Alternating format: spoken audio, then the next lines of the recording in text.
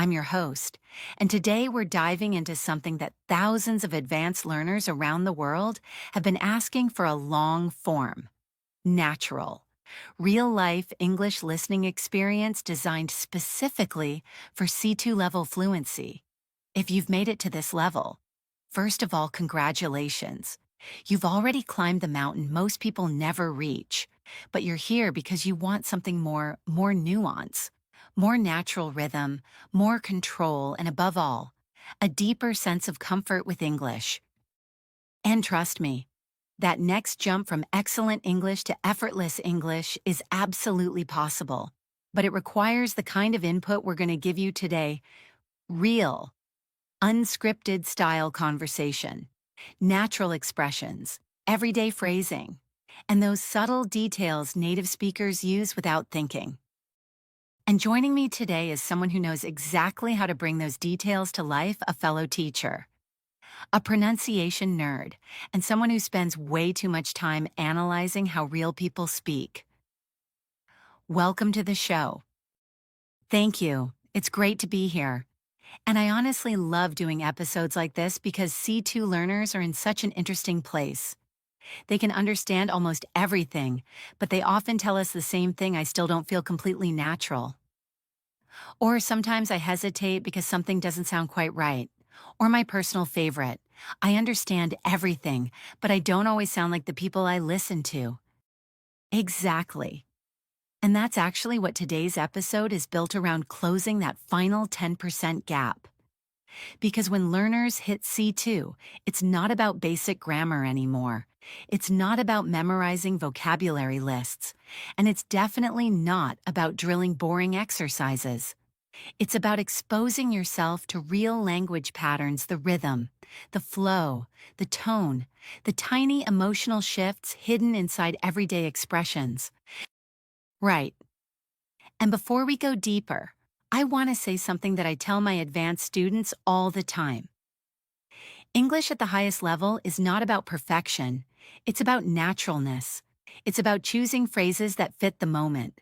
It's about sounding calm, confident, spontaneous, not rehearsed. And the only way you build that is through listening to authentic, conversational English, which is exactly what we're doing for the next 100 minutes. So let's start with something simple and universal: the idea of comfort and confidence in English.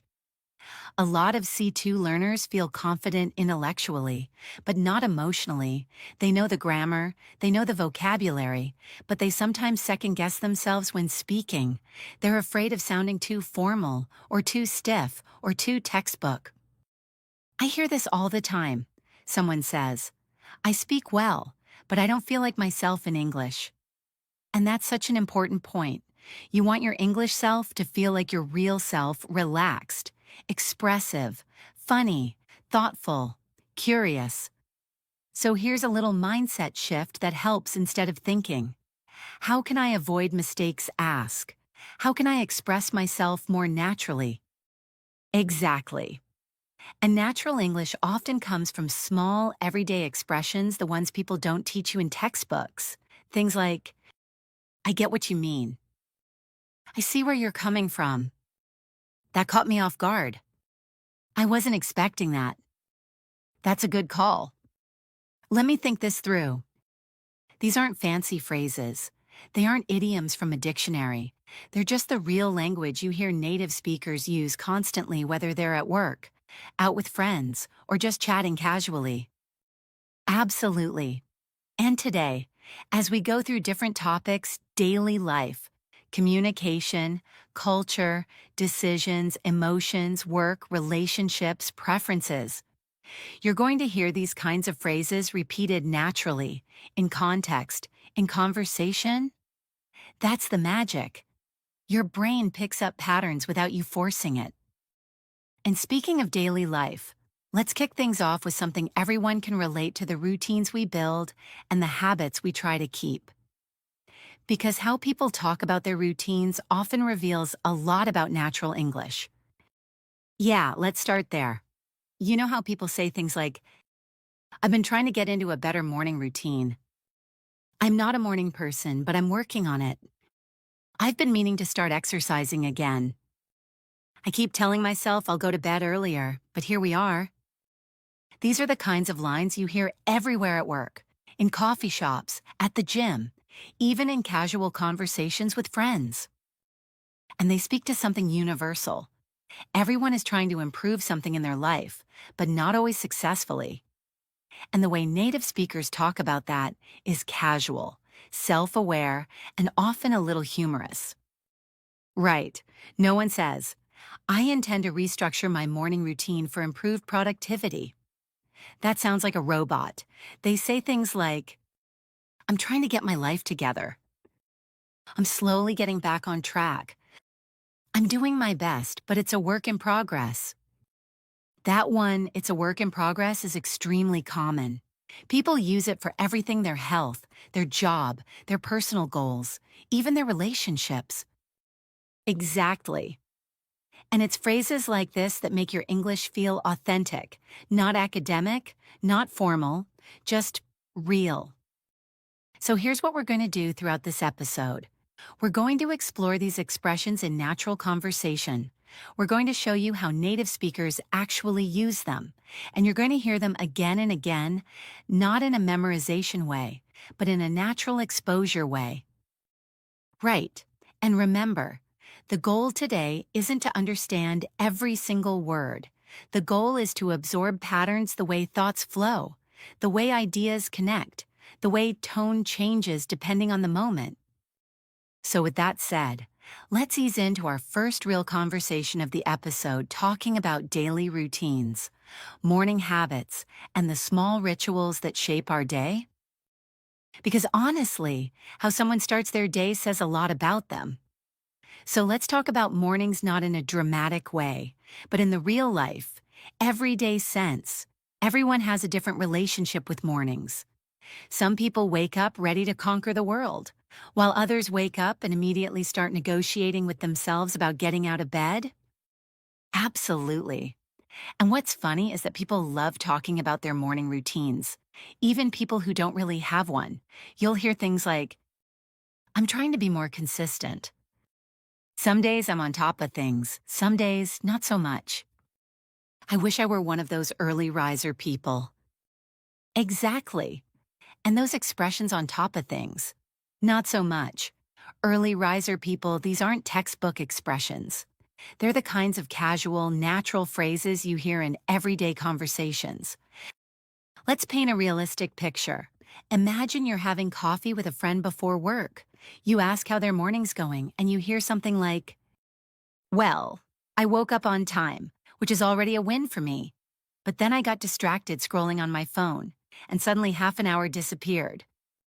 Every native speaker knows that feeling time just evaporates. Exactly. Or you hear someone say, I was doing great, and then I remembered I forgot to set the dishwasher last night, so now my whole morning feels off. That phrase, my whole morning feels off, is very native. It means something feels a little wrong, a little out of rhythm, even if nothing dramatic happened. And it shows how much language is built around these subtle emotional states. People rarely say, my morning was inefficient due to unexpected circumstances. They say, it just threw me off. I lost my rhythm. I got sidetracked. I was all over the place. These are incredibly common expressions that advanced learners need to hear in real context. You know what else is super common? When people talk about trying to build healthy habits, you hear things like, I'm trying to drink more water. I'm trying to cut back on coffee, but it's not going well. I told myself I'd go for a run this morning. Spoiler alert, I didn't. Yes, spoiler alert is very natural, very conversational. It's playful. And that's a big part of sounding native, learning how humor appears in regular speech. Right. Most humor is not jokes. It's tone, it's timing, it's self-awareness. It's little lines like, I had every intention of being productive today. And then reality hit. I blinked and somehow it was lunchtime. Today has already gotten away from me. These expressions are everyday English gold for C2 learners. You know what's interesting? When we talk about daily routines, we're not just talking about schedules. We're talking about identity. People describe themselves through their habits. I'm a slow starter. I'm a night owl. I'm not fully human until my first cup of coffee. And these statements sound simple, but they're rich with natural phrasing. Exactly. And when you want to sound native, one of the best things you can do is observe how people describe themselves. It's rarely direct. It's usually playful or metaphorical. For example, I function at about 40% in the morning. I'm not built for early mornings. My brain takes a while to boot up. These expressions are extremely familiar to native speakers. I love that last one, boot up. It's a fun way to compare your brain to a computer, and metaphors like that are all over English, especially casual conversation. Exactly, they make the language feel alive. Okay, let's shift the conversation a little. We've talked about mornings and routines, but let's move into something connected to it, motivation. Because the way people talk about motivation in English is very specific and very informal. So true. People rarely say, my motivation levels fluctuate depending on external variables. They say, I'm trying to get my act together. I'm not as motivated as I'd like to be. I'm working on it. Slowly. I can't seem to get into the right headspace. These lines show emotion, not just information. Exactly. And here's a phrase every English learner should know because it's everywhere. I'm doing my best. It's simple, but it's powerful. It's flexible. You can use it whether you're talking about work, health, habits, relationships, anything. Another universal one is, I'm trying to find my balance. That's one of those phrases that can mean so many things, depending on tone and context. Yes, it's not about physical balance. It's about emotional or mental stability, finding a healthy rhythm between all the things you're juggling in life. Speaking of juggling, that's another everyday expression. People say, I'm juggling a lot right now. I've got a lot on my plate. I'm trying to keep everything together. These expressions help you sound sensitive, human, relatable. And that's what advanced English is about, not sounding perfect, but sounding real. Exactly. And the best way to build that is through exposure to natural conversation. Not scripted textbook dialogues, not artificial practice conversations, but the real rhythm of how people speak when they're just being themselves.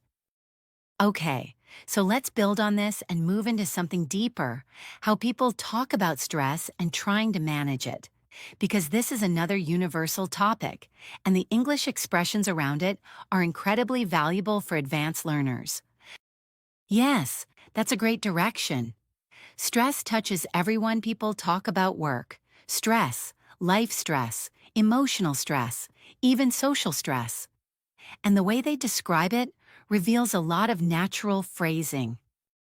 Right, you'll hear people say, I've been feeling a bit overwhelmed. I'm stretched pretty thin right now.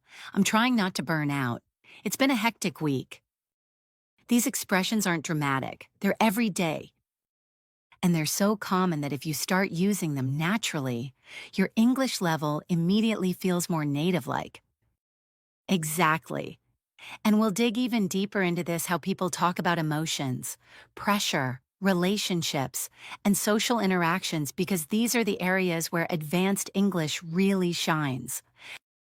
But for now, let's wrap up the morning routine topic, carry our natural phrasing forward, and move into the next section, how people describe pressure, stress, and emotional balance in everyday English. Because trust me, the vocabulary in that area is pure gold. So let's ease into something almost everyone deals with: stress, pressure, mental load, whatever you want to call it. And what's interesting is that native speakers rarely talk about stress in a dramatic or formal way. It's usually subtle, understated, and very conversational. Exactly, and people will say things like, I've got a lot going on right now. I'm feeling a little overwhelmed. I'm running on low battery this week. I'm hanging in there, but it's a lot.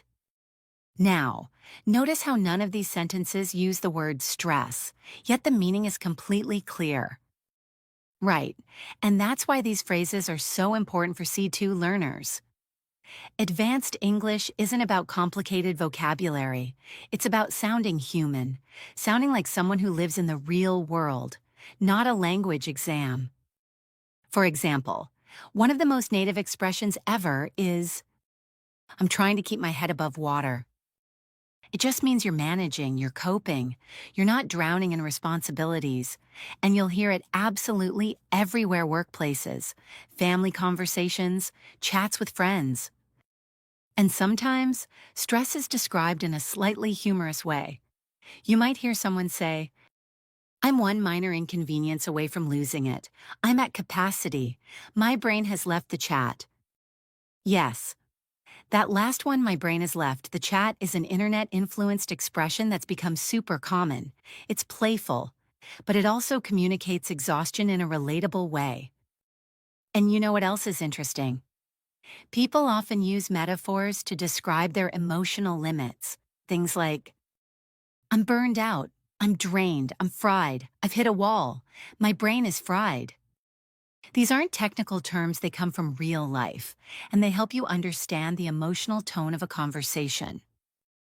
Right. And one phrase I hear constantly is, I'm doing my best to stay grounded.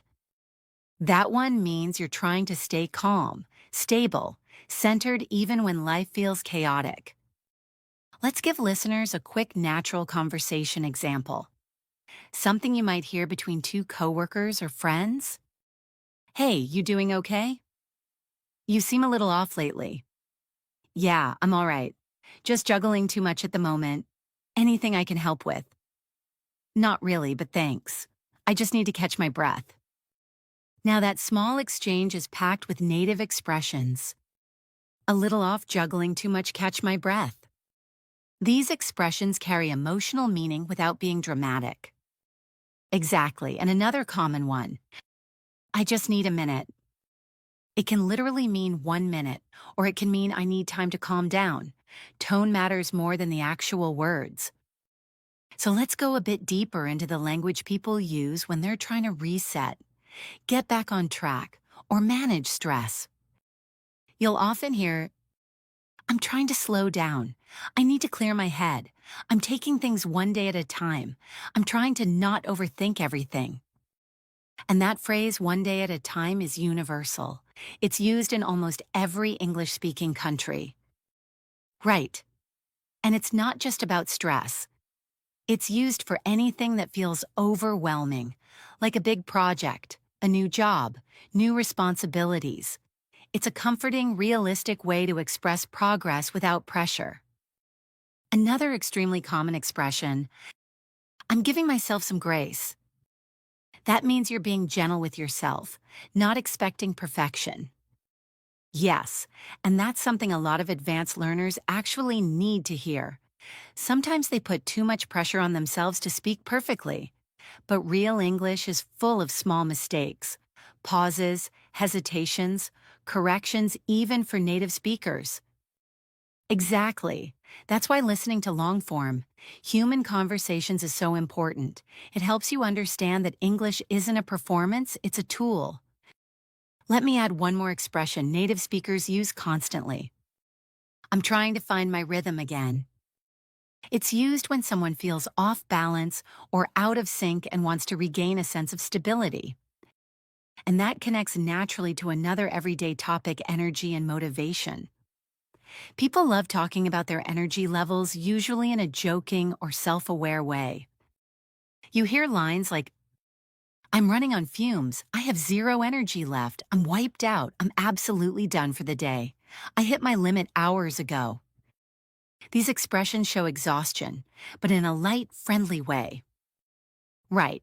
And here's a nuance every advanced learner needs to understand. Native speakers often use exaggeration to make emotions sound relatable, but still casual. For example, I'm exhausted, I'm dead tired, I could sleep for a week. None of these are literal, but everyone understands exactly what they mean. Exactly. And sometimes it's even more dramatic in a humorous way. My social battery is at 1%. I'm emotionally unavailable until I get food. If I don't sleep soon, I'll start malfunctioning. This is the kind of English that comes up in real conversations constantly at work, at school, with friends, in group chats. And speaking of work, let's shift the conversation to how people talk about workload, responsibilities, and workplace stress. Because this is one area where advanced learners often struggle. They know the formal vocabulary, but not the everyday expressions. Exactly. Most learners can say, I have a lot of tasks to complete. But native speakers usually say, I'm swamped. I'm buried in work. I've got deadlines piling up. I'm trying to stay on top of everything. I've got way too much on my plate.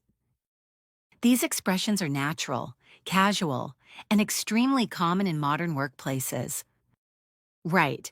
And another interesting thing is how people talk about productivity. The language is always emotional, not technical. You never hear someone say, my productivity levels were suboptimal today. They say, I couldn't focus. I kept getting distracted. I wasn't feeling it today. My brain refused to cooperate. I got nothing done. Yes, that last one is one of the most common phrases you'll hear in offices. Okay, let's continue this trajectory and move into an even more nuanced topic, how people talk about boundaries and personal space in everyday English. Because these phrases are extremely common in the US, UK, Canada, Australia, basically every major English-speaking country. And the expressions used around boundaries are some of the most useful ones for C2 learners, because they show emotional intelligence and social awareness. Absolutely, Asa, we'll get into that next. But before we transition, let's summarize the key takeaway from this section. Native speakers talk about stress using metaphors, understatement, humor, and emotional nuance, not formal language. And if you start using those patterns yourself, you instantly sound more natural. All right, let's move into boundaries, communication, and emotional space, another area where advanced English really shines. So let's move into something a lot of people struggle with: boundaries, communication, and emotional space. These are topics native speakers talk about all the time, especially in modern workplaces. Friendships, relationships, and even casual conversations. And the language people use is incredibly natural, incredibly common, and incredibly useful for anyone at the C2 level. Absolutely. What's funny is that most learners don't really learn this kind of language in school. You learn how to talk about your job, your hobbies, maybe your family, but not how to say I need space, or I'm not comfortable with that, or that doesn't work for me. And yet, these are expressions you hear constantly in real life. Right. And boundaries don't have to be dramatic. They can be completely normal. For example, here are some everyday native phrases you'll hear constantly. I need some time to myself. I'm not in the right headspace for that right now. I appreciate the offer, but I'm gonna pass. That feels like a bit too much for me. I'm trying to protect my peace. That last one, protect my peace, is extremely modern and used everywhere, especially in the US. It basically means keeping your emotional state calm and stable. And it's interesting how soft and gentle these boundary expressions are. Native speakers rarely say something like, I do not want to engage in that activity.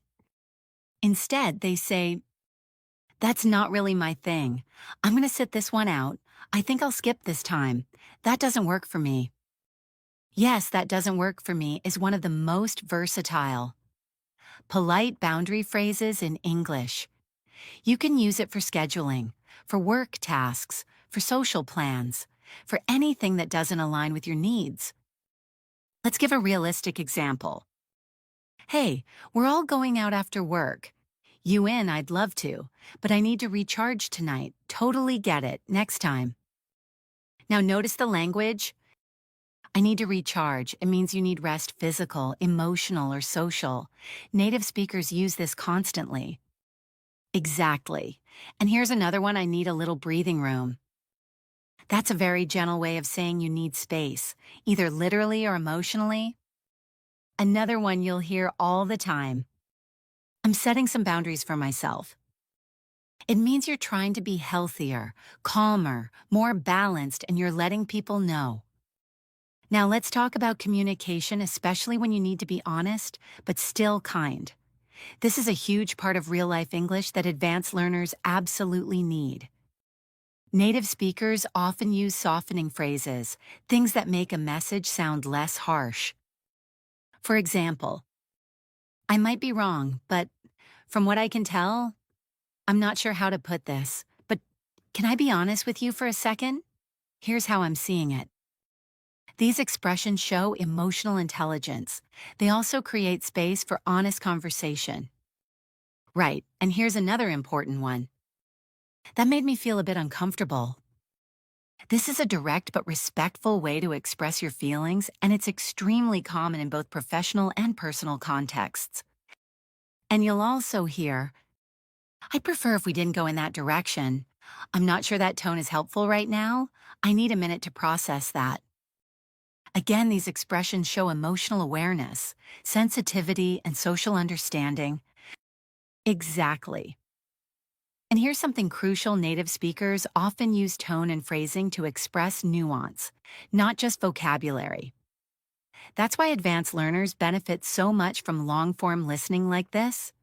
You start to understand how meaning changes depending on rhythm, softness, pauses. Now, let's switch into a related but slightly lighter area: how people talk about social energy and social preferences. Because in modern English-speaking cultures, people talk all the time about needing space, avoiding crowded events, managing their energy, balancing social time with rest, and so on. You hear things like, my social battery is running low. I'm not really in a social mood today. I love hanging out, but I need downtime afterward. I get overwhelmed in big groups. I'm more of a small group person. And these aren't confessions or weaknesses, they're just normal descriptions of personal preferences. Right.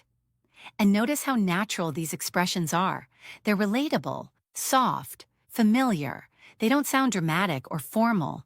They sound like real people describing real life. Another incredibly common line is, I'm trying to find the right balance. We talked about balance earlier, but here it specifically refers to managing social needs. People use it constantly. Let's give another realistic mini dialogue.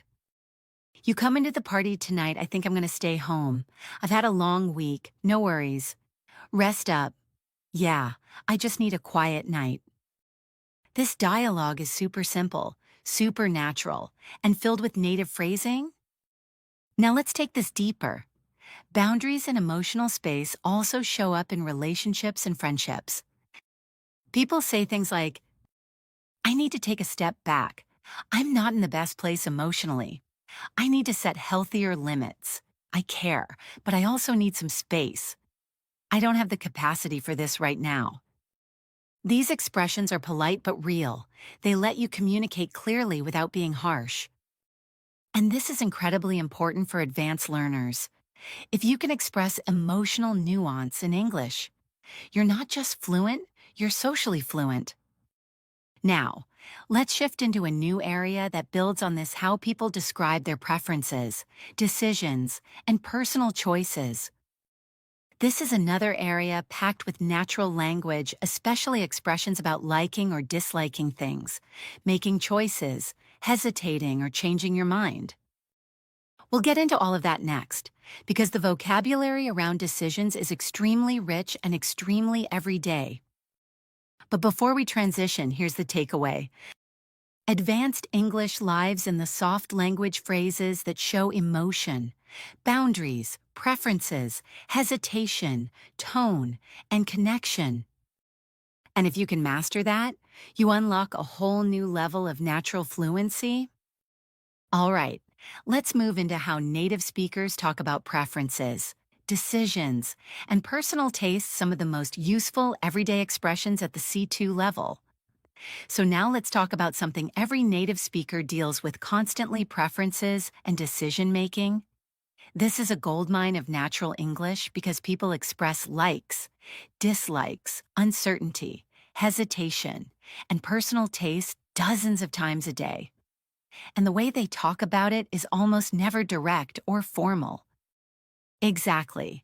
When someone asks a native speaker what they prefer, the answer is rarely a simple yes or no. Instead, you get phrases that reveal personality, confidence, indecision, politeness, or all of the above. For example, I'm not picky, but I do have preferences. I'm flexible, whatever works for you. I'm not crazy about that idea. I could go either way. I'm leaning toward this one. These expressions feel natural and conversational. They're the language of everyday choices: what to eat, where to go, whether to join a plan, how you feel about an option. Right. And one of the most common expressions you'll ever hear is, I'm not sure yet, I'm still thinking it through. It's gentle, honest, and extremely common. Another one you hear all the time. Let me sleep on it. Meaning, let me decide tomorrow. Let me think about it after resting. Yes. And here's a very native expression related to hesitation. I'm on the fence. This means you haven't decided yet, you're in the middle. And the beautiful thing about this expression is that it's universal. You can use it in work decisions, personal decisions, even small choices like what to order. Exactly. Now let's move into how native speakers express strong preferences without sounding too direct. For example, I'm really into this. I'm a huge fan of that. That's totally my thing. That doesn't really do it for me. I'm not big on that. These expressions are extremely common and they sound friendly, not aggressive. Yes, and look at how many ways English has to say, I don't like this, without saying those exact words. I'm not big on it. It's not really my vibe. It's not my cup of tea. I'm not sold on it. It's not quite what I'm looking for. These are soft, polite, socially aware ways of expressing opinions. Another one I love is, it's growing on me. Meaning at first you didn't like it, but now you're starting to. Exactly, and the opposite is, I'm over it. Meaning you liked it before, but not anymore. Let's give a natural mini dialogue showing these types of expressions. Do you want to watch that new show tonight? I'm on the fence. I'm not sure if it's my vibe. We could try one episode and see, yeah, why not? Maybe it'll grow on me. Every line in that exchange is something real people say every day. Now let's shift into another major area of natural English making plans. In English-speaking cultures, plans are rarely decided immediately. There's always negotiation, flexibility, hesitation, and a lot of softening language. Exactly. Here are some of the most common plan-related expressions. Let's play it by ear. Let's see how the day goes. I'll keep you posted. I'll let you know closer to the time. I'm not sure yet, I might have something. These expressions are essential for sounding natural when talking about future plans. And another big one you hear constantly is, sounds good to me. It's friendly, simple, and extremely common. Right.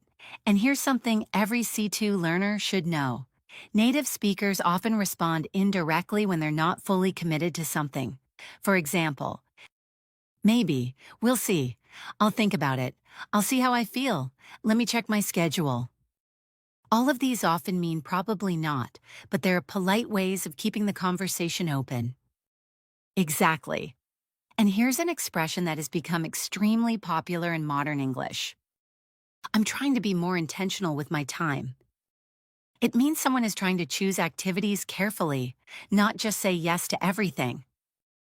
Right, and that leads to another super common phrase. I'm trying to prioritize rest. Meaning the person is choosing rest over social invitations. Let's illustrate this with another natural dialogue. You want to join us for dinner, thanks. That's really nice of you. But I think I'm staying in tonight. I'm trying to slow down a bit. No worries at all, take care of yourself.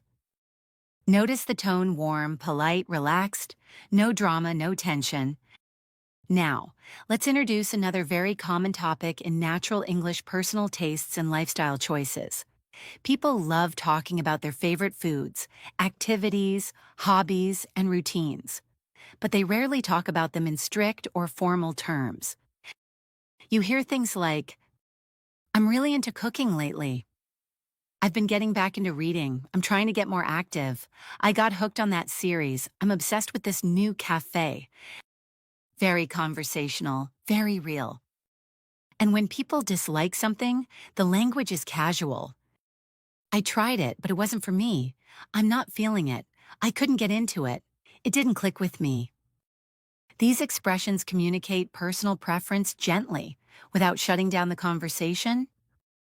Let's expand into another advanced nuance expressing uncertainty or changing your mind. Native speakers use expressions like, "I'm torn. I keep going back and forth.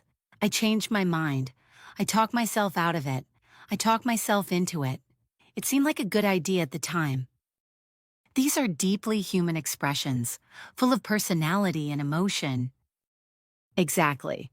And they help listeners understand your thought process, which is a huge part of natural communication. Now, before we shift into the next major topic: relationships, connection, and social dynamics, let's summarize. Native speakers rarely give direct yes or no answers. They express preferences softly, emotionally, indirectly, and playfully. Everyday English is full of metaphor, hesitation, humor, and nuance. The language of decisions and preferences is key to sounding natural at the C2 level. And the next section will show you some of the richest natural language in English: how people talk about friendships, connections, interactions, misunderstandings, and communication.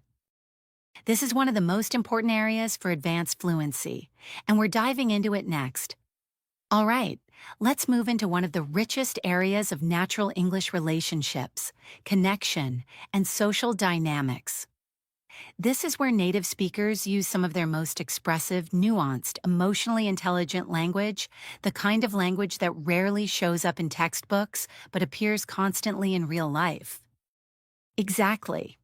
And what's beautiful about this topic is that everyone can relate to it. Everyone has friendships, family relationships, coworkers, acquaintances, people they get along with, people they struggle with.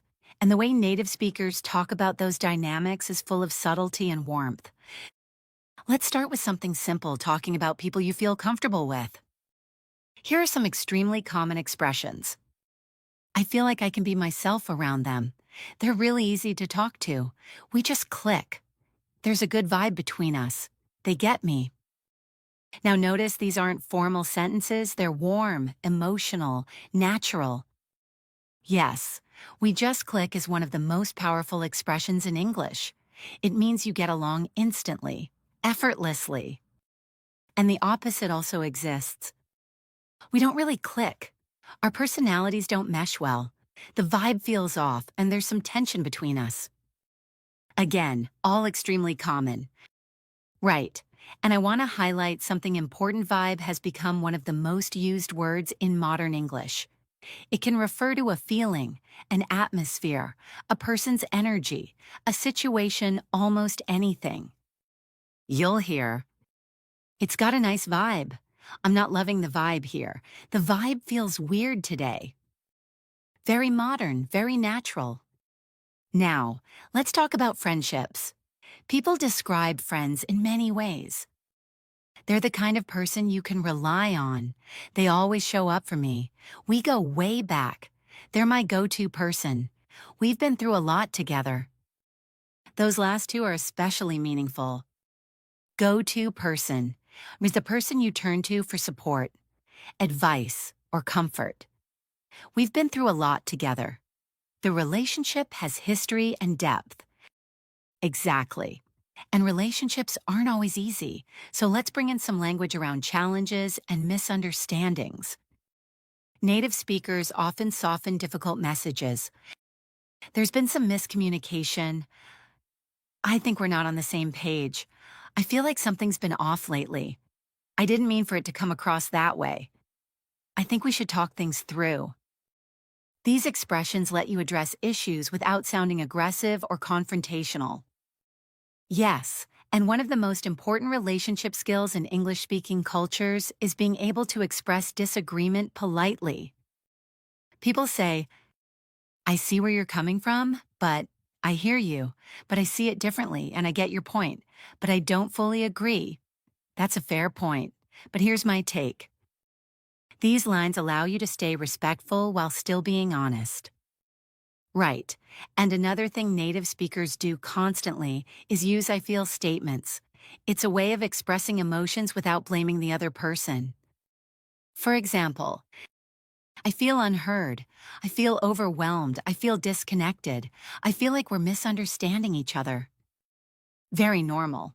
Very everyday phrasing, especially in the US, Canada, and Australia. Now, let's talk about something fun: meeting new people.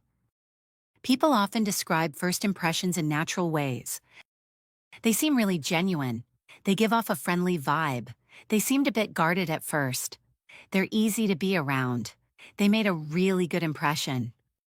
These are phrases you'll hear constantly in casual conversation. Yes. And here's one of the most universal expressions. They're good people. It's simple, but extremely common, a warm way to describe someone's character. Now, let's move on to something slightly more personal. Talking about emotional needs and communication needs. Native speakers use phrases like, I need a bit more reassurance. I need clearer communication. I need you to be straightforward with me. I need some space to process things. These expressions appear not just in romantic relationships, but with friends, family, coworkers, even group projects. Exactly. And there's a phrase that every C2 learner should know because you hear it constantly. I don't want to make things awkward. This is extremely common when someone wants to have a sensitive conversation, but doesn't want the relationship to feel tense. Now let's explore language around trust and reliability. I trust them completely, and they've never let me down. They're someone I can count on. They follow through on what they say. They keep their word. These are essential expressions in personal and professional contexts. And of course, the opposite also exists. They're a bit unreliable. They mean well, but they don't follow through. They're inconsistent. They're not the easiest person to work with. I'm not sure I can depend on them. Notice how even the negative phrases are gentle. English tends to soften criticism. Exactly. Now, let's add one of the most useful modern phrases. They respect my boundaries. This is extremely important in conversations about emotional health and healthy relationships. Let's put this into a natural dialogue. How's everything going with your new team? Pretty good, actually. Everyone's been really supportive. That's nice to hear. Yeah, the communication is clear and people respect each other's boundaries. That makes such a difference. This conversation is incredibly normal in workplaces around the world. Right. And speaking of workplaces, let's transition into how people talk about collaboration, teamwork, and professional communication. Because the language used at work is often softer, more indirect, more emotionally aware than learners expect. We'll explore phrases around giving feedback, receiving feedback, disagreeing professionally, and navigating tricky conversations. But before we shift into that, here's the takeaway from this section. To sound natural in English, you must be able to talk about relationships, emotions, and connection using soft, subtle, human language. It's one of the pillars of C2 level fluency. All right, next, let's step into the world of workplace communication and the incredibly rich vocabulary that comes with it. Now let's shift into a world that every adult has to navigate: workplace communication. And let me tell you, native speakers use some of their most nuanced, polite, indirect, and emotionally intelligent language at work. This is an area where learners often misunderstand or misinterpret tone. So getting familiar with these expressions is essential for true C2 level fluency. Exactly. The workplace is full of subtle language. People don't usually speak directly, especially when discussing problems, disagreements, deadlines, or performance. Instead, they use softer phrasing, collaborative expressions, and indirect suggestions. Let's start with something simple, checking in and confirming understanding. You'll hear things like, just to clarify, can I double check something? Let me make sure I'm understanding you correctly. So what you're saying is, just to confirm, we're on the same page, right? These expressions help avoid misunderstandings and they show professionalism without sounding rigid. And here's one you'll hear constantly in English-speaking workplaces. Does that work for you? It's a polite way to ask whether someone's okay with a plan or schedule. Now let's talk about giving feedback, especially when the feedback is negative. Native speakers almost never say, "This is wrong," or "I don't like this." Instead, they say, "Have you considered trying?" One thing we might want to adjust is, "It might flow better if we." "I think there's room to improve this part. What if we approached it from another angle?" These expressions soften the criticism and make it collaborative. Exactly. And when someone wants to disagree in a meeting, they might say, "I see your point, but I have a slightly different perspective. I hear what you're saying. Though I'm not fully convinced, I'm not sure that's the direction we want to go. I think we might need to rethink this part. I have some concerns about that approach." This way, the disagreement doesn't feel confrontational. One of my favorite workplace expressions is, "Let's circle back to that," meaning let's return to this later without rejecting it. Another one is, "Let's table that for now," which means let's pause this topic for the moment. These phrases are extremely common in meetings in the US and Canada especially. Right. Now let's talk about how people politely ask for help at work. "Could you give me a hand with this? Do you mind taking a quick look? Would you be able to walk me through this? Can you clarify what you meant by that? I could use a second opinion." These expressions show humility and collaboration, two highly valued traits in workplaces. And when someone wants to offer help, you'll hear, "Let me know if you need anything. I'm happy to support however I can. I can take care of that if you'd like. Want me to handle this part? Do you want to tag team this?" Tag team is very natural and means working together on something. Now let's shift into a slightly heavier area, handling pressure. Deadlines and workplace stress. People often use phrases like, "I'm under a lot of pressure right now. I'm juggling a lot of deadlines. I'm feeling stretched pretty thin. I could use more time on this. This week has been nonstop." This kind of language shows vulnerability, but also professionalism. Exactly. And when someone wants to request more time without sounding unprepared, they might say, "Is there any flexibility with the deadline? I might need a bit more time to give this my best. I want to make sure the quality is there. Could we extend this slightly?" These are extremely common, especially in remote work environments. Now let's talk about something every worker deals with: meetings. If you want to sound native, here are some expressions you'll hear constantly. Let's jump right in. Before we wrap up, who wants to kick things off? That brings us to the next point. Any updates on this? Let's take this offline. Take this offline means discuss it privately later, not in the meeting. Exactly. And another huge part of workplace culture is managing emotions professionally. When someone is frustrated but trying to stay calm, they might say, "I need a moment to process this. I want to make sure I respond thoughtfully. This has been a challenging situation. I'm trying to stay constructive here."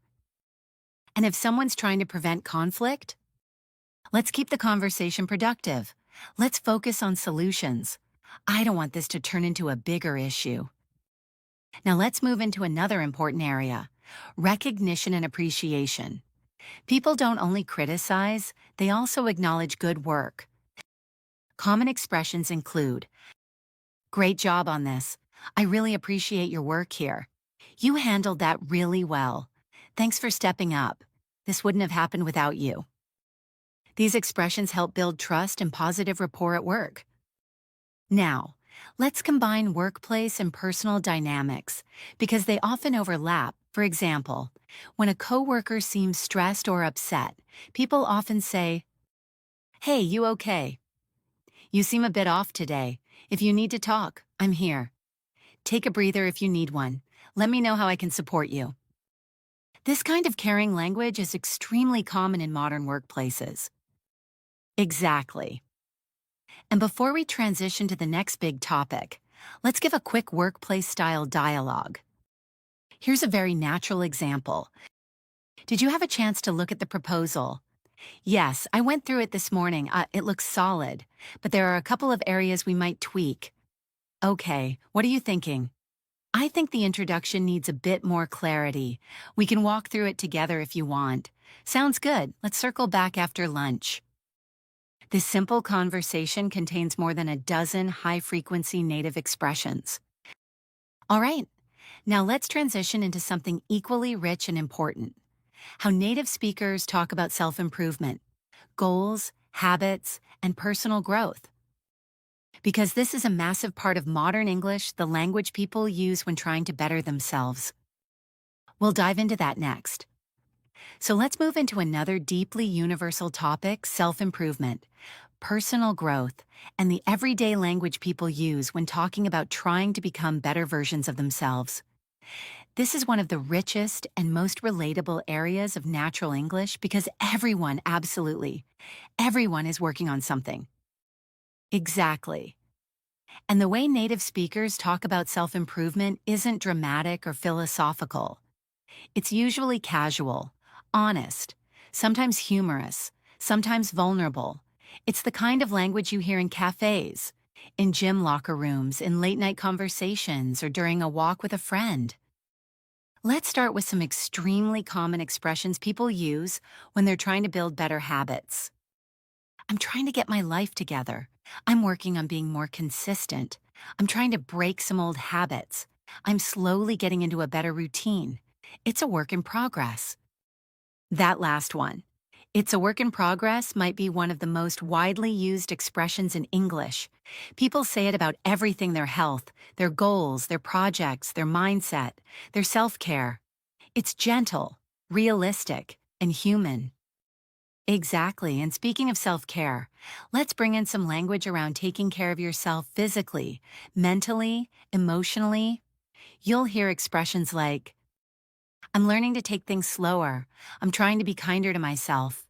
I'm working on setting healthier boundaries. I'm focusing on what matters. I'm trying not to put too much pressure on myself." These aren't just words, they represent modern communication styles. English-speaking cultures often emphasize mental health and self-awareness, so the language reflects that. Right.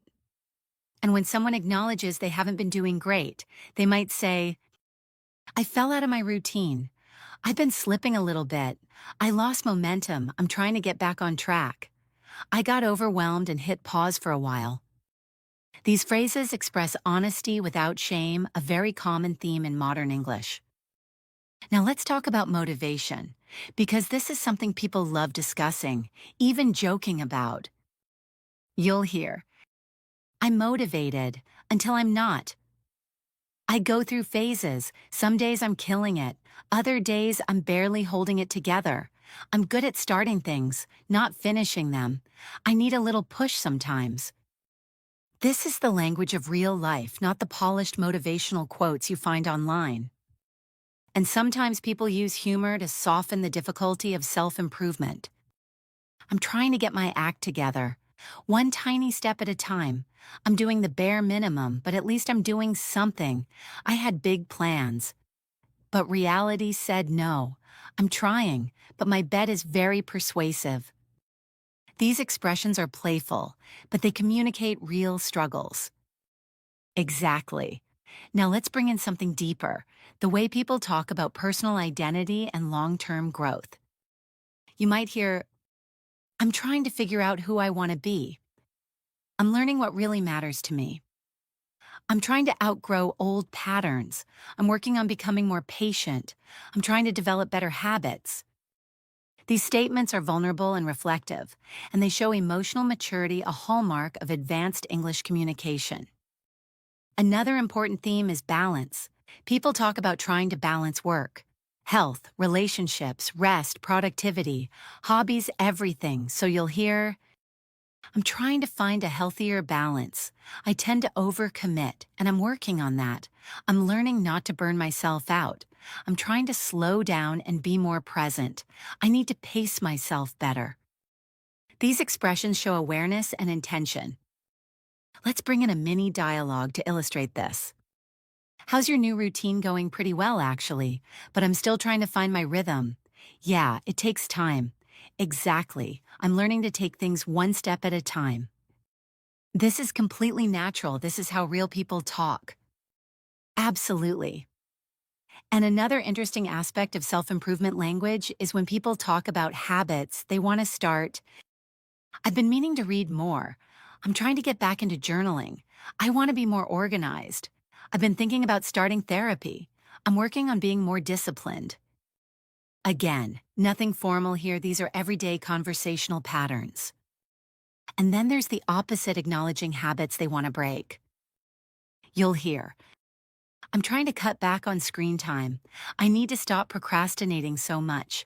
I've been trying to stop overthinking. I'm working on not being so hard on myself. I'm trying to avoid burning out again. These expressions reflect internal challenges. Now let's talk about one of the biggest themes in personal growth: motivation versus discipline. English speakers talk about this constantly, and they say, motivation comes and goes. You can't rely on motivation. It's all about building systems. Discipline shows up when motivation doesn't. I'm trying to create habits that feel sustainable. Notice how the language is gentle, not strict. Yes. And then there's accountability. Another common topic. People say things like, I need someone to hold me accountable. Tell me to stick to my plan. I do better when I check in with someone. I work better with structure. These phrases aren't just workplace terms, they're deeply personal. Now, let's introduce another highly relevant area: dealing with setbacks. Because no one grows without experiencing setbacks, doubts, and moments of frustration. And the language around this is incredibly useful. Native speakers often say, I hit a rough patch. I lost my motivation. I had a setback, but I'm bouncing back. I slipped up, but I'm not giving up. I'm trying not to be too hard on myself. These expressions are emotionally honest and very common. Exactly. And when someone learns something from a difficult experience, they might say, it taught me a lot. It put things into perspective. It made me rethink things. It helped me grow. It was a wake-up call. Perspective is a huge theme in natural English. Let's wrap up this segment with one more natural dialogue. How's your self-improvement journey going? Honestly, slowly, but I'm making progress. That's all that matters. Yeah, I'm learning to trust the process. Trust the process is incredibly common. It means believing that growth takes time. All right, coming up next, we're going to explore another major topic in advanced English: how people talk about expectations, pressure, ambition, and purpose. This is where language becomes deep, emotional, reflective, and incredibly useful for sounding truly native.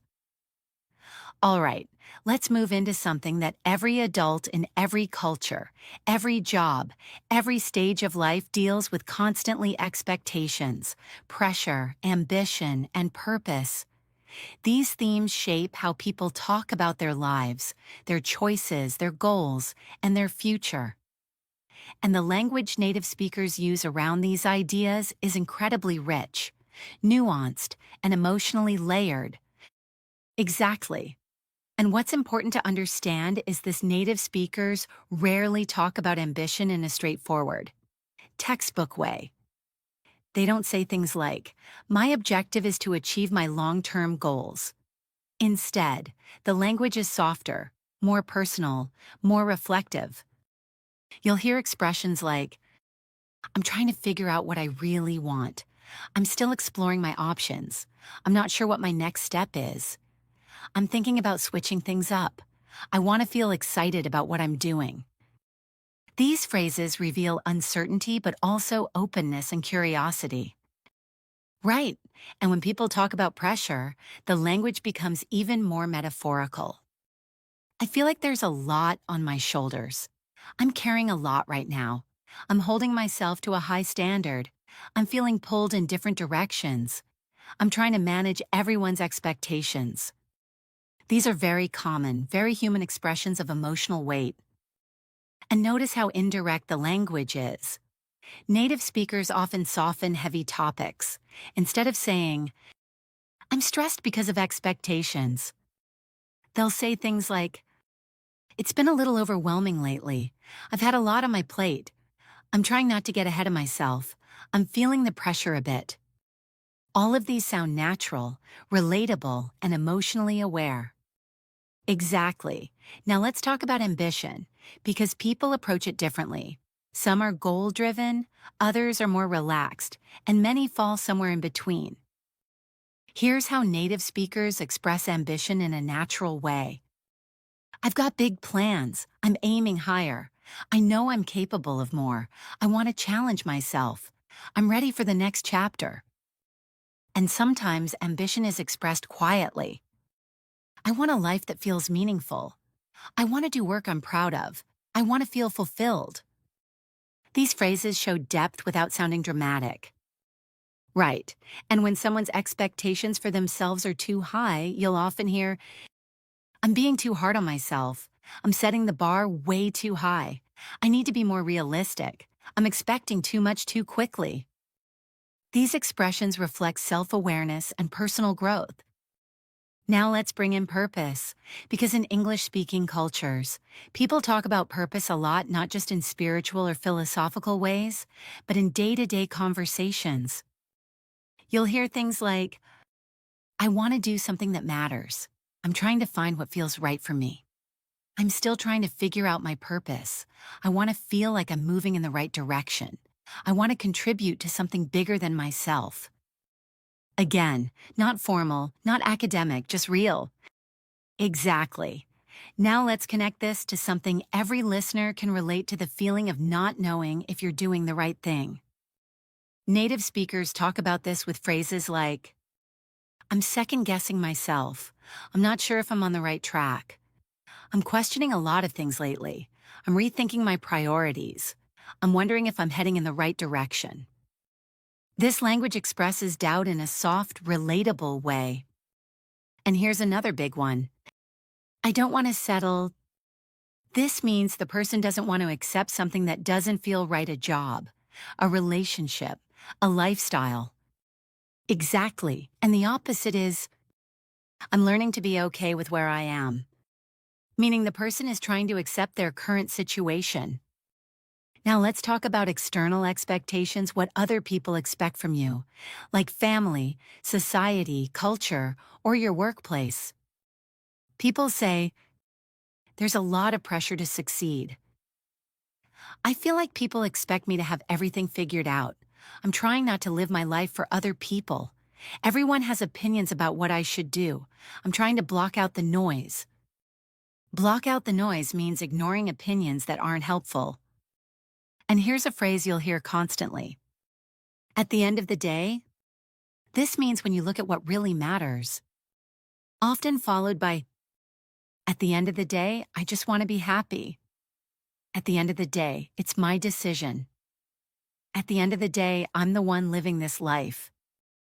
Extremely natural, extremely common. Let's bring in a small natural conversation. You ever feel like you should be further along in life all the time? Yeah, same here. But I'm trying to remind myself that everyone moves at their own pace. Exactly. There's no timeline we have to follow. This kind of conversation happens everywhere: cafes, offices, late-night talks, long walks with friends. Right. And speaking of pace, here's another group of expressions native speakers use constantly when talking about life timing. I'm not in a rush. I'm taking things slow. I'll get there when I get there. I'm moving at my own pace. Things will fall into place. Fall into place means things will work out eventually. Exactly. Now let's shift slightly into fear of failure, because this is one of the biggest emotional themes in English-speaking cultures. People say, I'm afraid of messing things up. I don't want to disappoint anyone. I'm scared of making the wrong choice. I don't want to waste time. I'm worried I'm not good enough. And when someone encourages another person, they might say, you're doing better than you think. Give yourself some credit. You're exactly where you need to be. You'll figure it out. You've got this. These phrases are incredibly common in supportive conversations. And let's also talk about purpose versus expectation, because that's where a lot of emotional language lives. People say, I don't want to live on autopilot. I want a life that feels intentional. I don't want to chase things that don't fulfill me. I'm trying to create a life that feels meaningful. I want to live in a way that actually feels like me. And all of these reflect a modern, personal, introspective way of speaking. Before we wrap this section, here's another natural mini dialogue. How are you doing with everything?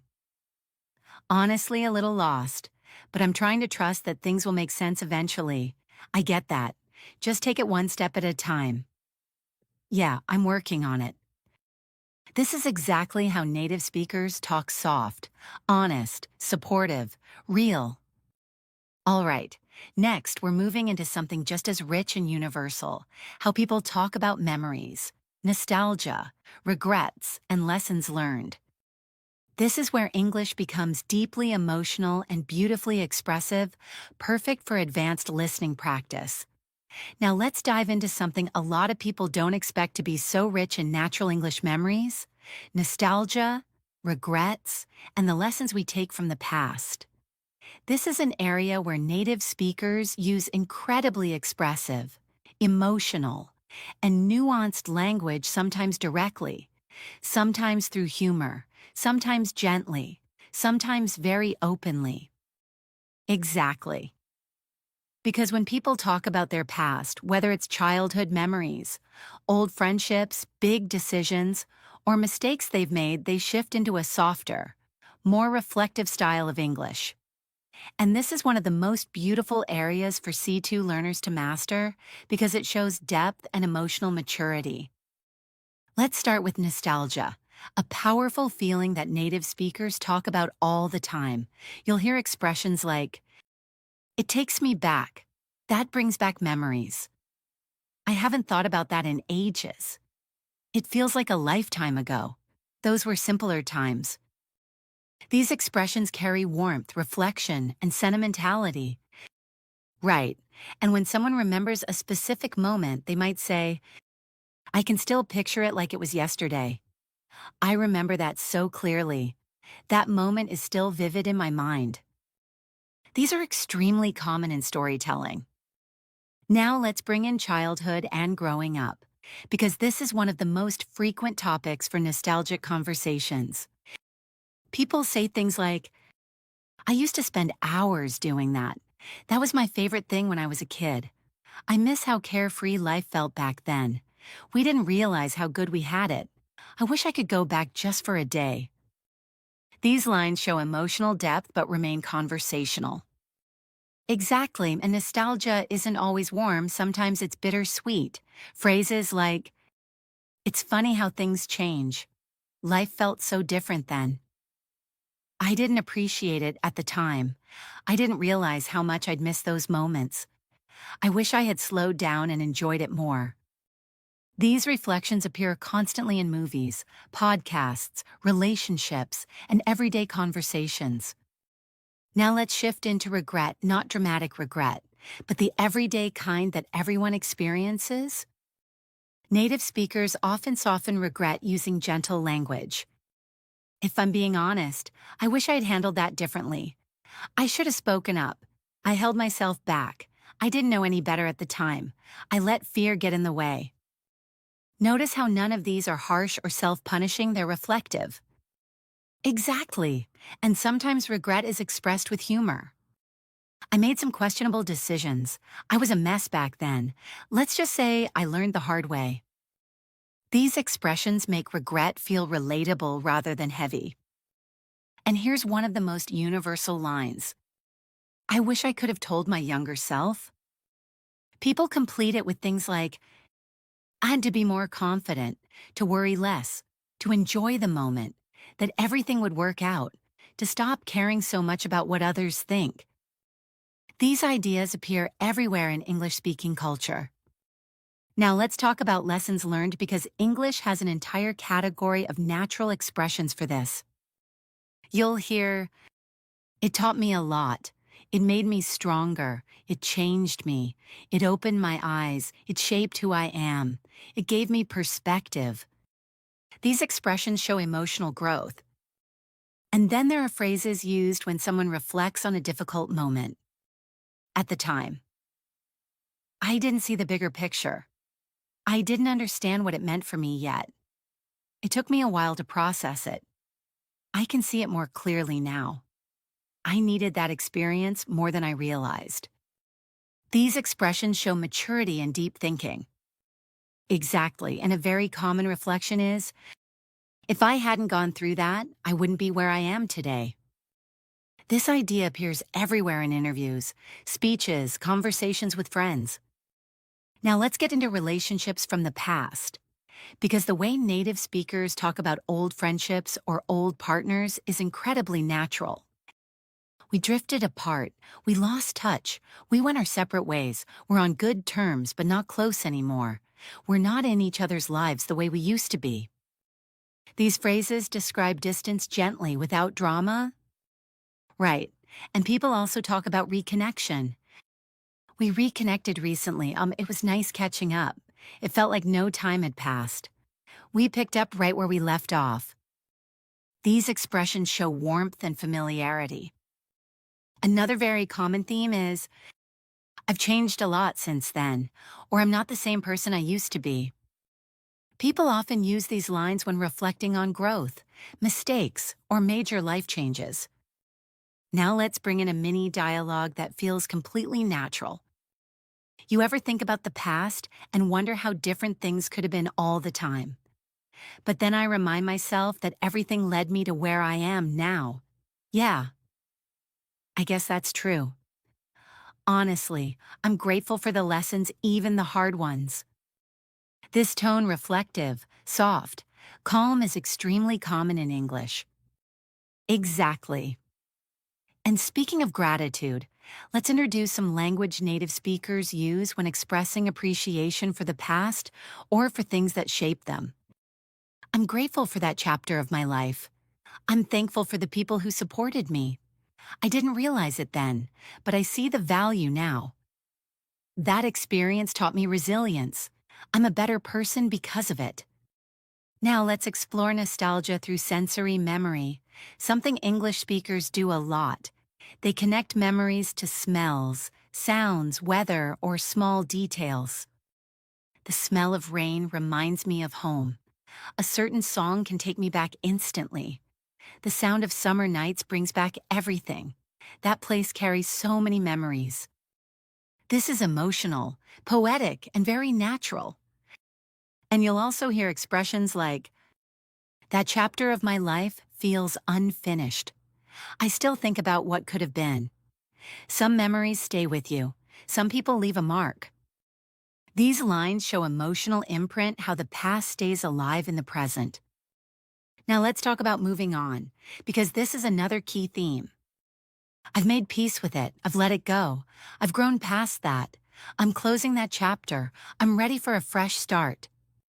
These expressions give closure. Before we finish this section, here's one more natural dialogue. You ever regret anything from your past? Of course, but I try not to dwell on it. How do you do that? I try to focus on what I learned instead of what I lost. That's extremely native, calm, thoughtful, grounded. All right, next we're entering another powerful area of advanced English, how people talk about dreams, imagination, creativity, inspiration, and the future. This is where English becomes visionary, expressive, hopeful, and absolutely beautiful for C2 learners to master. Now let's move into a topic that brings out some of the most expressive, imaginative, and uplifting language in English dreams: creativity, imagination, inspiration, and the future. This is where native speakers use hopeful, visionary, forward-looking phrases, the kind of language that helps you not only sound natural, but also inspire others, connect emotionally, and express who you are becoming. Exactly. And one of the most beautiful things about English is how people talk about their dreams, not just goals or ambitions, but the things that spark excitement, curiosity, or possibility inside them. Let's start with some extremely common phrases native speakers use when talking about their dreams. I've always dreamed of doing that. One day, I'd love to make that happen. It's something I've been thinking about for years. I can picture myself doing that someday. I'm not there yet, but I'm working toward it. These phrases feel hopeful but grounded, not overly dramatic, not unrealistic. Right. And you'll also hear a lot of expressions about imagination and curiosity, such as, "Sometimes I wonder what my life would look like if I tried that. I love imagining different possibilities. It's fun to think about where life might take me. I'm curious to see what the future holds. I like exploring new ideas just to see what sticks." That last one, "see what sticks," is a very common idiom. It means trying things to see what works. Exactly. Now let's move into creativity, because creativity shows up everywhere at work, in hobbies, in problem solving, in storytelling, and the language around it is incredibly rich. People say things like, "I'm feeling inspired lately. I'm in a creative mood. I hit a creative block. I'm trying to get my creative energy back. I had a sudden spark of inspiration." All of these are extremely natural. And when people talk about starting something new, a project, a hobby, a passion, you'll hear, "I've been wanting to try something different. I'm experimenting with new ideas. I'm stepping out of my comfort zone. I'm playing around with some concepts. I'm exploring a new direction." Those expressions show curiosity and courage. Right. And one of the most common modern phrases is, "I'm trying to tap into my creativity," meaning access or connect with your creative side. Now let's bring in future-oriented language, because this is one of the areas where advanced English becomes incredibly expressive. People say, "I'm excited for what's ahead. I'm hopeful about the future. I feel like good things are coming. I'm ready for a new chapter. I'm open to whatever life brings." These are optimistic, reflective, and very common in English-speaking cultures. And then there's the language of vision, imagining a bigger future for yourself. You'll hear, "I see myself growing in that direction. I want to build something meaningful. I have a bigger picture in mind. I'm dreaming bigger these days. I'm planning ahead, but trying to stay flexible." This combination of hope and realism is extremely characteristic of natural English. Let's bring in a natural mini dialogue to illustrate this. "So what's next for you?" "Any big dreams, honestly, yeah. I've been thinking about starting my own thing. Really, that's exciting." "Yeah, I'm still figuring it out, but I feel like it's the right direction." "That's awesome. You should go for it." Conversations like this happen everywhere: coffee shops, late night calls, walking home after dinner. Now, let's explore fear and doubt around dreams, because this is just as important. People say, "I want to try, but I'm scared. What if I'm not good enough? I don't know if I have what it takes. It's risky, but it feels right. I'm afraid of failing, but I'm more afraid of not trying." That last line is incredibly common in inspirational conversations. Exactly. And when people encourage each other, the language becomes gentle, supportive, and hopeful. You never know what could happen. You owe it to yourself to try. You're more capable than you think. You might surprise yourself. The first step is always the hardest. These expressions lift people up and build courage. Now let's talk about taking action. Because dreams stay dreams unless you start moving toward them. Native speakers use expressions like, I'm taking small steps. I've started putting things into motion. I'm doing what I can with what I have. I'm slowly building momentum. I'm making progress. Even if it's slow, these are practical and optimistic. And here's a huge one. I'm not where I want to be yet, but I'm closer than I was. This is one of the most widely used self-growth lines in English. Exactly. Now let's go deeper into the emotional side, feeling stuck, wanting change, or craving something new. People say, I feel like I'm outgrowing my old life. I'm craving change. I need something different. I feel stuck, but I'm trying to move forward. I'm ready for something new. These are extremely common expressions of transition. And then there's the language of possibility, which is some of the most hopeful English you'll ever hear. What if it actually works out? What if this is the start of something great? What if I'm meant for more? What if I surprise myself? What if everything goes right? These questions open up imagination and courage. Now let's add another natural, relatable mini dialogue. You ever feel like you're meant to do something bigger? All the time. What stops you? Mostly fear and overthinking, that makes sense. But maybe the fear means it matters. Yeah, maybe it's worth trying. This is incredibly authentic, the tone, the phrasing, the emotional nuance. Exactly. And before we transition to the final section of the episode, we need to address one more important theme: hope. Because hope, even small, quiet hope, is a powerful part of natural English.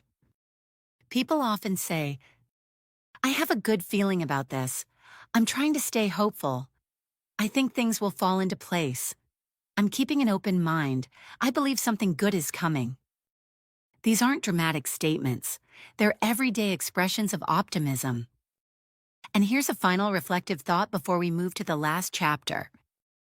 I'm learning that sometimes you don't need to have the whole path figured out. You just need to take the next step.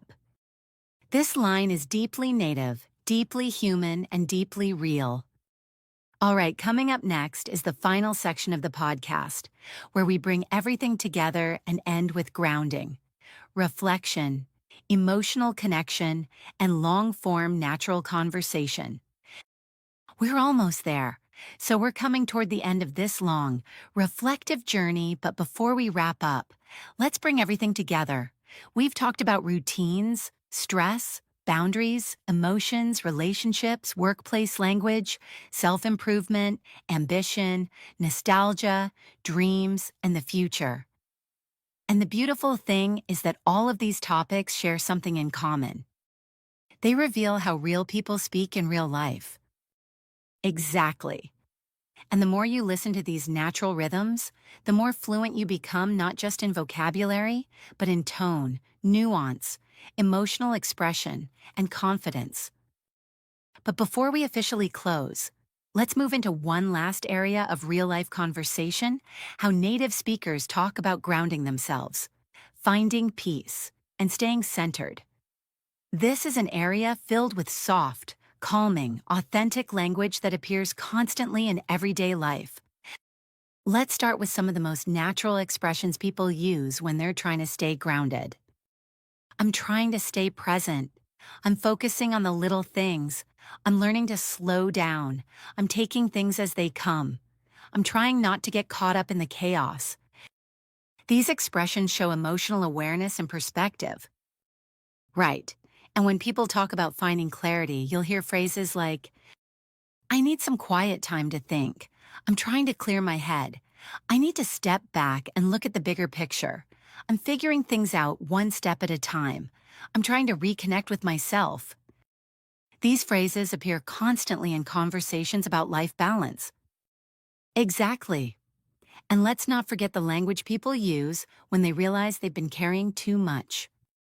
I need to let go of some things. I'm releasing what I can't control. I'm trying to lighten my load. I'm learning to pick my battles. I'm choosing peace. That last one, I'm choosing peace, has become extremely common in modern English. Now let's bring in a natural mini dialogue that captures this kind of emotional grounding. How have you been feeling lately? A bit overwhelmed, honestly. But I'm trying to slow down and breathe. Yeah, I get that. Life can pile up fast. Exactly. I'm learning to take things day by day. It helps. It really does. Be gentle with yourself. This kind of conversation happens every day between close friends, siblings, coworkers, anyone who cares. Now let's bring everything full circle by revisiting something we talked about at the very beginning of the episode: the journey from great English to effortless English. That final stretch of fluency, the last 10%, doesn't come from studying grammar rules or memorizing complex vocabulary. It comes from absorbing natural patterns, like the way people soften their language, the way they express emotions indirectly, the way tone changes meaning, the way simple phrases carry deep feelings, the way humor, hesitation, and small details make conversations feel real. Exactly. And that's why listening to long-form, natural-style conversation like this is so valuable. It trains your ear to recognize not just what is said, but how it's said. And that's the magic of advanced English. You start to pick up on the rhythm. You start to catch the subtle shifts. You start to notice the emotional color behind the words. And eventually, without forcing anything, you start sounding more natural yourself. Right, and before we close, let's talk briefly about connection. Because no matter what language you're learning, every conversation, every expression, every nuance ultimately comes back to connection. People say, "I appreciate you being here. It means a lot to me. I'm grateful for this conversation. Thanks for listening. I'm glad we talked." These are the kinds of simple, human sentences that carry real emotional weight. And you'll hear them everywhere because they're universal. Exactly. And speaking of gratitude, let's model a final natural exchange to close this episode. "Hey, this was really nice. I enjoyed talking through all of this." "Me too. It felt grounding, like a deep breath." "Yeah, conversations like this remind me what really matters." "Same here. Thanks for showing up. Always." Soft, simple, human, and perfectly natural. Now it's time to wrap things up. To everyone listening, thank you for spending this time with us. Thank you for showing up for your English. Thank you for investing in yourself, your growth, and your fluency. And remember, your progress is real, even if you don't always see it. Every minute you spend listening, absorbing, repeating, and internalizing moves you forward. Fluency isn't just something you achieve, it's something you grow into. Take what you learned today, let it sink in, and keep going. We're proud of you, we believe in you, and we'll see you in the next episode of English in Motion. Thanks for listening, and until next time, take care of yourself.